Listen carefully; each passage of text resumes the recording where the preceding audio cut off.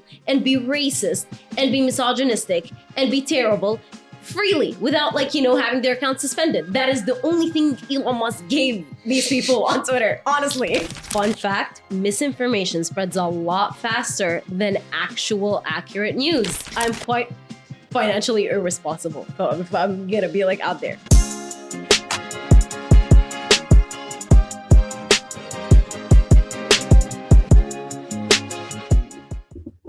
Dude, I wish I did my bachelor's in journalism. Have you heard of Secure My Scholarship? No. What? You can get up to 50% off guaranteed scholarship, and you can get your IELTS waived, your TOEFL waived, and you can get your application fee waived. Do you want that? Yeah. All right. Yes. Yeah. No, Yeah. nothing off the record. Nothing off, starting now, nothing off Nothing the record. off the record. Till Nothing the off the end, record. yeah. We can talk after the podcast, but right now About- for next 45 minutes. 45 Let's go. minutes? Yeah. Okay. Yeah, we're gonna talk for 45 minutes. Let's Yeah. go. Yeah. Is that- You won't even see it. How Like, long is the podcast exactly? it'll be 30 minutes. Yeah. Okay, that's cool. Some conversations go for 3 hours and we cut it down to 45 minutes. Oh, that's pretty cool. Mm. That's really cool. So, what is some of the most challenging stories you've covered? Quite a few. When you work in a hybrid of a newsroom / a digital platform, you kind of have to do a little bit of everything. Yeah. And I think the toughest would be wars, just in general, because that is usually when alarm bells start ringing, everyone is on standby, everyone is stressed out. That's the most intense part of the job. Of being a journalist, being on screen and off screen. Mm-hmm. Doesn't matter what side you're on, doesn't matter where you're standing, you just see misery on all ends. Okay, so you mentioned how wars is really difficult for you to report and talk about. So do you feel on some level, even after you've left the office, left that environment, that kind of plays on your mind even when Yeah. you get home? All the time. How do you manage? The thing about being a journalist is that you literally can't escape this job. Yeah. I remember something my old boss told me. One day he sat me down and he was like, Rula, being a journalist isn't a 9-to-5 job. Yeah. We don't do that. We're there 24/7 because no one is going to stop doing something because, oh, wait, Rula is sleeping, so she can't cover this. Yeah. So it's you have to continuously be aware of what's happening. You have to constantly keep up with the updates. So 24/7. So for me, at least, I know that I leave work, I'm going to get on social media for the entire time, just browsing through. Before I fall asleep, I'm looking up. The first thing I do in the morning is not get out of bed and brush my teeth or drink coffee. Most of the time it's going to be hold my phone and just check what's happening in the world. What's the updates? What's the news? It got to the point, actually, at some point, that even when I would go on vacation with my family, the first thing I would do when we would get to a hotel room is turn on the TV onto the news channel. And my parents would be like, this is obsessive. You need to stop this. You can't be doing this. And I'm like, I need to know what's happening. Because if I am gone for a full week and I go back, I'm going to look like an idiot. I'm not going to know what's happening. You have to continuously be up to date with it. So you have to take it home with you. It's the one job you must take home with you. You can't just leave behind. And I think most journalists, from the amount of atrocities they see on daily basis, we just kind of get numb to it at some point. I know for a fact that we get access to a lot of news outlets like Reuters, AFP, AP. So we get images to us before they're shared with the public. And before they're shared with the public, we're getting the raw footage. You're getting everything unblurred. Nothing is there's nothing. Nobody's being nice enough to edit it for you and make sure you don't get traumatized. You just get everything. So you just see it all in real time. You're staring at it and you're like, well, that stuff. All right, let's go. Yeah. Moving on. But I do think a really nice aspect of what we do is that we try really hard to like tell the world what's happening Mhm. without traumatizing them as much as we are getting traumatized, like trying to tell you guys what's happening. So that's a nice thing. Like we'll just be sitting down, like blurring out the bad details. Yeah. Like, you don't need to see that. Like Yeah. that's a part that shouldn't be there. So it's just like, just like crop out the picture. How do you know which news to trust, and how do you know which news isn't biased? I personally believe all news outlets are biased. That's a personal belief of mine. And I think recently, with whatever has been happening in the world recently, social media really proved its power Mhm. when it came to telling you what's happening, because real people just came out and said it. Because nobody could trust the big news outlets anymore. Everyone was saying their side of the story. And that's not what journalism is about. You're supposed to give the objective truth without any hesitation, without omitting details, without adding anything to it. I have a piece of information. I give you that piece of information. I don't need to blemish it for you. I don't need to like put something on it. I don't need to omit facts out of it. And unfortunately, it's really, really hard for you to do so right now. You can't find it like just, there, unbiased in your face. So as As a viewer, the best thing to how do, do we what as a viewer, what would we do? Like the best thing to what do should we as a viewer is to check all sources. Okay. Mhm. You check a little bit from here and you check a little bit from there and you do your own research on social media. Okay. And that is how you end up being able to form an opinion about something. So if you just listen to certain news outlets all the time, eventually your mindset is going to shape and form into the mindset that they are trying to give you. So for you to be able to form your own thoughts and ideas about something, you really need to do your research. In the Mhm. first place, if you've been brought up with a certain conditioning, you look for news that adds to that bias you have, which is Yeah. called confirmation bias, and you only search for news which is a Which confirms iteration, which confirms the information that you Already want to have. be true. yeah. Exactly. The problem is it's really hard for people who want to just be biased for them to get the news from another source. It's Yeah. really hard to do that. And unfortunately, for you to get an accurate idea of what is happening, you have to do the work. Yes. Yeah. You can no longer rely on someone to give it to you. You have to do it yourself. You have to be the one who researches and who looks up these things yourself so you can give yourself the truth. The conversation of he said, she said is never going to work in the real world. Yeah. He said that, she said that. That's very true. That's never, because that's how misinformation spreads. Fun fact, misinformation spreads a lot faster than actual accurate news. Right. Mm. And we saw that recently, like all over social media. The misinformation was blowing up everywhere. And the real actual people that were debunking like any misinformation on either side were getting attacked by the other side. It's like, why are you debunking this? Oh, you're secretly like a blah, blah, blah. And the problem is with misinformation is that it doesn't matter if the misinformation is benefiting or harming you, you can't be spreading it. Okay. Because eventually when you keep on spreading misinformation, how are you gonna know the truth after this? You're just gonna like blind yourself with your own bias. You can't be doing that to yourself. Because if you don't know the truth, how are you supposed to have an actual real opinion about something? Yeah. There's this app. Have you heard of this app called the Ground News? Like they basically tell you which side of the bias it is, whether it's right, left, or center focused. And it's like there's a plugin. I've just downloaded it recently. They're not sponsoring us or anything. I just came across it and I checked with our friend Abubakr, and he said it's a very good source. So if you guys try it out, I don't know. And that's actually a really good So idea. it basically It tells you if this news is right bias, left bias, you'll be able to understand and perceive and assimilate information for yourself and get individual knowledge. you need to really have all the information. You Yeah. need to know everything about something before you start speaking about it, before you start advocating for it. Agreed. And that is the main issue with a lot of people, is that they don't fill in these holes that they have. Yeah.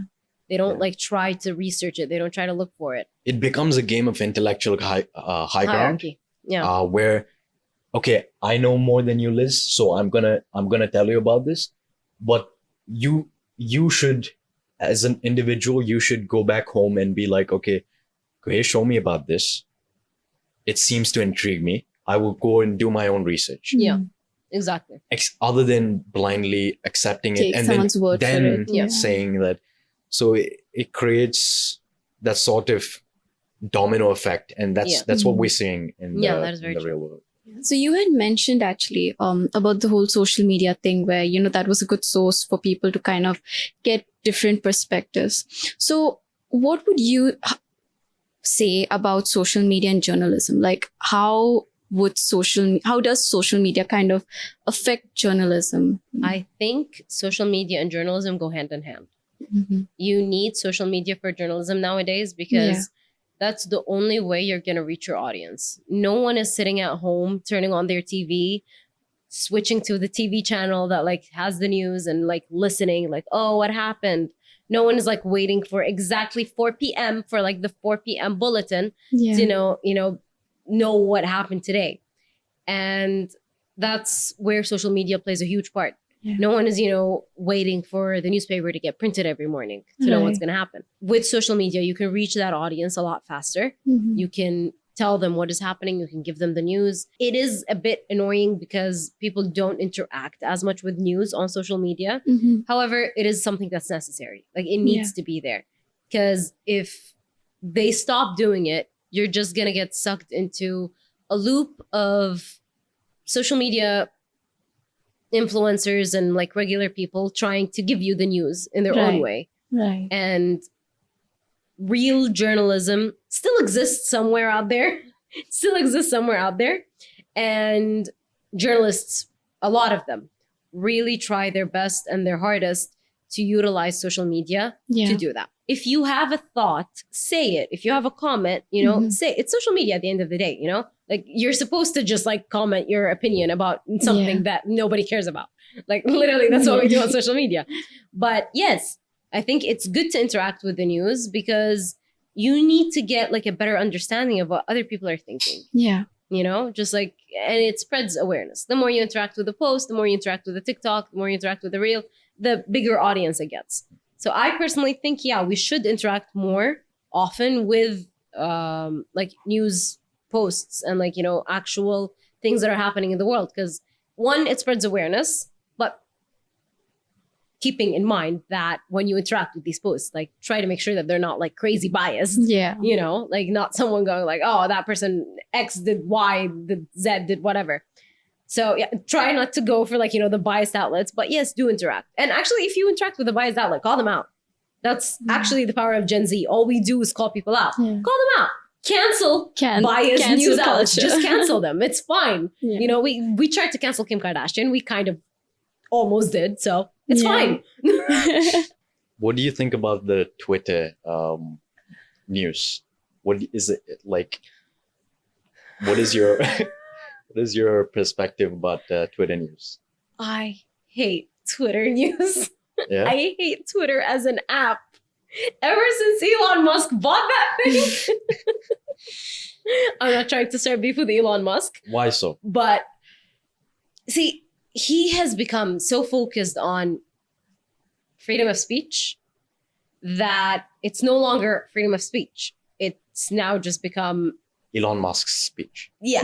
exactly. It's just kind of like, ugh. Like, what is it? What's happening? Like, Did you watch the Johnny Harris documentary on Elon Musk? It just came out. So he was just explaining how the same perspective you had, how freedom of speech. it's a lie. uses Exactly. It's a lot. It's not actually freedom of speech. Yeah. The only reason people on Twitter think that they have freedom of speech is because now they can curse freely Yes. and use really bad words and insult other people and be racist and be misogynistic and be terrible freely without having their account suspended. That is the only thing Elon Musk gave these people on Twitter, honestly. As a journalist, Hello. you earn some money, right? Where do you put that money?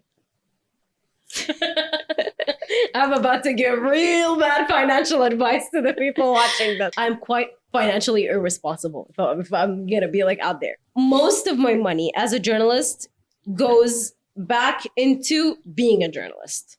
I think that's the best way to describe it. A lot of it goes into just upkeeping my appearance. So hair, makeup, clothes, but not fun hair, not fun makeup, not fun clothes. On TV and on social media, the audience remembers. Yes. So unfortunately, I can repeat an outfit 7 times in a row. In real life, no one's going to bat an eye. When I repeat it 3 videos in a row, everyone on social media is going to be like, oh, what, did you shoot it on the same day? No, actually shot it 3 weeks apart, but I have a thing called a washing machine. Right. So yeah, a lot of the money I made would just go back onto upkeeping the appearance of the presenter. Okay.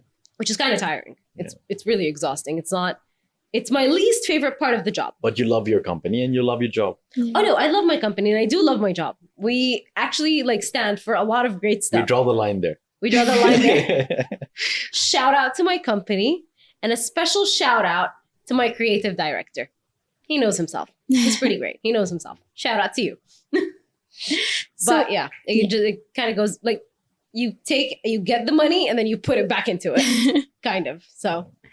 Okay, so since you mentioned the whole appearance thing and all, what are some prerequisites that go when you're a journalist? What are things that you need to... Prerequisites isn't in terms of looks? In terms of looks, skill set, everything. For looks, you don't need a prerequisite. Mm-hmm. Everyone can be this is not a job based on looks. Yeah. This is a job based on how much you actually care about the news, how passionate you are about it, how much you really want to deliver a story, and how well you tell it, how well you give it to the people. Yeah. That's the only prerequisite you ever need. Based on looks, it doesn't matter. Genuinely does not matter. You can look however way you want to look. However, there is a certain, standard of appearance. A certain style in terms of outfits, a certain style in terms of makeup, a certain style in terms of hair. That, it's the general vibe. So most people just kind of stick to it. It's the safe side. However, I do notice that recently with Gen Z kind of getting into the workforce, we are slowly shifting that and we're slowly changing it. Right. It used to be very rigid. There's a certain, when you imagine a news presenter or a reporter, there's a look in your head and you think of that look. But now with Gen Z in, the work field, we kind of care a lot less about looks than older generations. Because why am I getting up at 7 a.m. doing a full face of makeup just to go to work? Gen Z doesn't care. So, and now with the whole shifting into more digital, a more digital aspect of work, it does get easier. It gets a lot easier. For TV, it would take me 3 hours to get ready. Mm-hmm. But for social media, it's going to take me the same amount of time it's going to take me to get ready to just go out. Or to spend time with friends. So it's fine because on social media, you're encouraged to be yourself. Because no one likes it when you're not yourself. Right. And when I say be yourself, I genuinely mean be yourself. It doesn't mean if you're someone who likes to have a full face of makeup on all the time, being on social media, put that full face of makeup on. It doesn't mean no, go out without makeup or get out of your comfort zone. No. Social media is for your comfort zone because the audience is so vast and so wide. And there's so many people watching you and listening to you that they don't care. Most people just look however way you want to look. It's great. It's fine. Go ahead. Whatever makes you comfortable. And that is what's great about Gen Z. There are days where I really want to go full glam. And there are days where I just don't want to put makeup on. And it's fine. Because I know for my generation, it doesn't, no one's going to bat an eye. Okay, full face of makeup, glam dress, high heels. Great. The next day I show up in sweatpants. Also great. It's fine. And that's a pretty cool thing about our generation, actually. Yeah. I like that we don't care that much about looks. So we just let anyone express themselves however way they want to. Yeah. And it's fine. It's fine. Like no one is gonna judge you based on the way you look. Yeah. And it's more about focusing on the story and how you convey that, right? Exactly. No one's really watching it for how you look. It's for what you say. I mean, to be fair, I disagree. To be fair, a lot of people. To be fair, I disagree. A lot of people do watch for the way you look. Mhm. So it is preferred. That's how to, the like, algorithm works. Exactly. The algorithm will push you higher if you are more put together. Yeah. But however, it's fine if you don't look put together 24/7. Right. That's what I like about social media. That's what I like about Gen Z. It's like, it's fine. Look great 7 days in a row and then look like a rat after that for like 10 days. It's fine. True. Yeah. You always have an audience for however Exactly. you come. Yeah. Like someone is going to be watching regardless, so it's Yeah. okay. Thank you, Rula. Thank you Yes. for You're welcome. Thank you for so coming. much for being here, Uh, taking the time out. yes, you've been an amazing guest. Yeah. Oh, thank you guys. You've been very that's sweet it? to us. Yes. Oh, really? Yeah. I mean, How long was that? 45 minutes, I think. Yeah. Really? Yeah. Time flies when I you're told you. like in Oh conversation. man, I thought we have been talking for like 10 minutes. Yeah. How long have we been recording? 50 minutes. 15 minutes. That's crazy. Yeah. That's actually crazy. I didn't even notice that. Like I really genuinely didn't even notice it. That's going to be our outro. Yeah. Nice. Great conversation, guys. Yes. Yeah.